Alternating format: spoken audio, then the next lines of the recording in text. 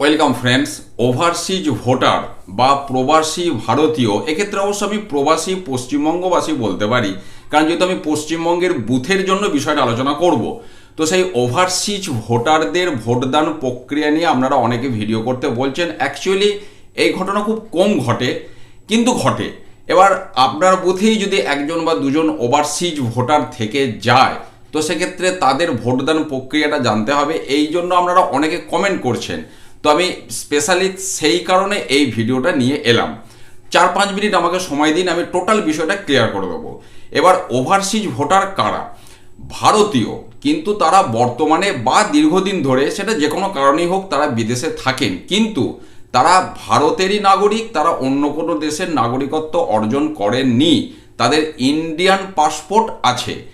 এই রকম ভোটার যদি পশ্চিমবঙ্গে ফিরে এসে, আমি পশ্চিমবঙ্গের কথাই বলছি, তিনি ভোট দিতে চান, সেক্ষেত্রে তাকে অনলাইনে আবেদন করে, সেই পদ্ধতিটা আমাদের জানার প্রয়োজন নেই, করে তার নামটা ওভারসিজ ভোটার হিসেবে এনলিস্টেড হলো, সেটা যেমন পদ্ধতি তেমন। এইবার আপনারা কি করে বুঝবেন? ফার্স্ট পোলিং অফিসারের কাজ, সেকেন্ড পোলিং অফিসারের কাজ এবং প্রিজাইডিং অফিসারের কাজ, আমি এই জায়গাটা এবার ডিসকাস করছি।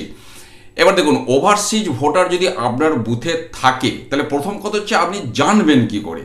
অ্যাকচুয়ালি ইলেকট্রাল রোল, সেটা মার্কড কপি হোক বা ওয়ার্কিং কপি বা যে কোনো ইলেকট্রাল রোলে যেটা শেষ সিরিয়াল, তারপরে দেখবেন ওভারসিজ ভোটার, বা যদি বাংলায় থাকে প্রবাসী ভারতীয় ভোটার বা নির্বাচক বলে একটা পুরো আলাদা হেডিং করা থাকবে সব শেষে, দিয়ে একটা সিরিয়াল নাম্বার, যদি দুজন থাকে দুটো সিরিয়াল নাম্বার দিয়ে তাদের তথ্য সেখানে থাকবে।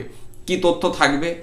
তাদের যেমন আর 5 জন ভোটারের যেমন সব কিছুই থাকে, সেগুলো থাকবে, শুধু পার্থক্য একটা জায়গায়, সেটা হচ্ছে এনাদের কোনো এপিক থাকে না। এপিক থাকলেও সেটাকে সারেন্ডার করতে হয়, তো এনারা এপিক নিয়ে ভোট দিতেও পারবেন না। তো ওই ইলেকট্রাল রোলে ওনাদের যে সিরিয়াল নাম্বারের তথ্যগুলো থাকবে, সেখানে এপিক নম্বরের বদলে তার পাসপোর্ট নম্বরটা সেখানে থাকবে। এবার সেই পাসপোর্টের আরও কিছু ডিটেলস থাকতে পারে, হয়তো ইস্যু ডেট বা আপনার এক্সপায়ারি ডেট ইত্যাদি থাকতে পারে, তার নাম, বাবার নাম, জেন্ডার, বয়স, ঠিকানা, এসব তো থাকছেই। তাহলে এবার পাসপোর্ট অনুযায়ী তার যা অ্যাড্রেস, সেই অ্যাড্রেসের যে বুথ, সেই বুথে তিনি এসে ভোট দিতে পারেন। তার আগে যা প্রসেস কমপ্লিট করার, সেটা করার পর কি হলো, তাহলে ইলেকট্রাল রোলে তার নামটা উঠে গেল ওভারসিজ ভোটার হিসাবে। তাহলে আপনারা যখন ডিসিতে ইলেকট্রাল রোলটা মেলাচ্ছেন, দেখলেন সবার শেষে ওভারসিজ ভোটার বলে একটা আলাদা টপিক রয়েছে, সেখানে একজন বা দুজন ভোটারের নাম রয়েছে, যেমন থাকবে তার ডিটেলস সেটা আমি বলে দিলাম।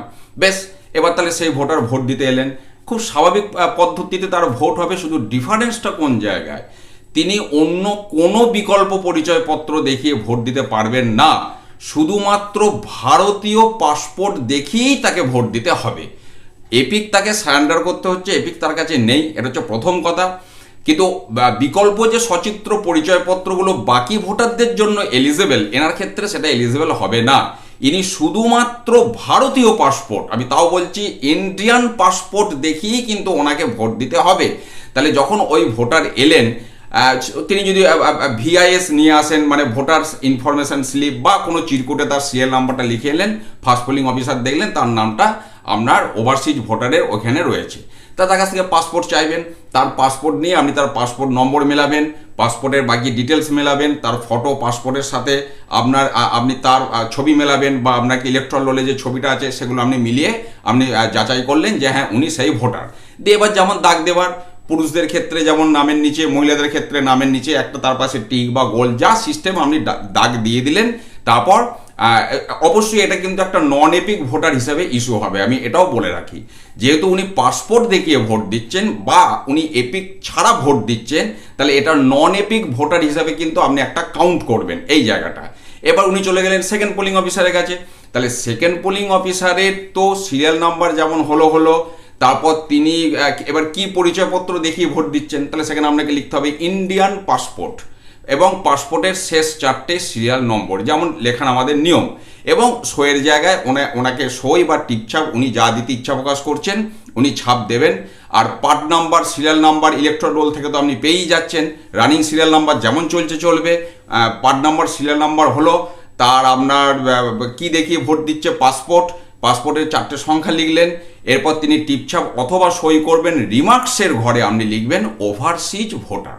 ব্যাস, এবার আপনি ভোটার স্লিপ ইস্যু করলেন, থার্ড পোলিং অফিসের কাছে চলে গেল, ব্যালট ইস্যু করলো, তিনি ভোট দিয়ে দিলেন। এই হচ্ছে সামগ্রিক প্রসেস।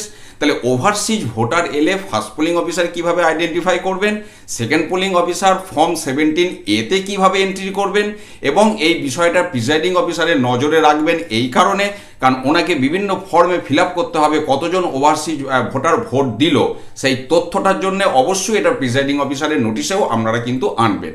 তাহলে এই হলো ওভারসিজ ভোটার কারা, তারা কিভাবে ভোটদান করবে, সেক্ষেত্রে ফার্স্ট পোলিং, সেকেন্ড পোলিং এবং প্রিসাইডিং অফিসারের আলাদা কী কর্তব্য, আমি সামগ্রিক বিষয়টা আপনাদের সাথে শেয়ার করলাম। ভালো থাকুন, সুস্থ থাকুন, ধন্যবাদ।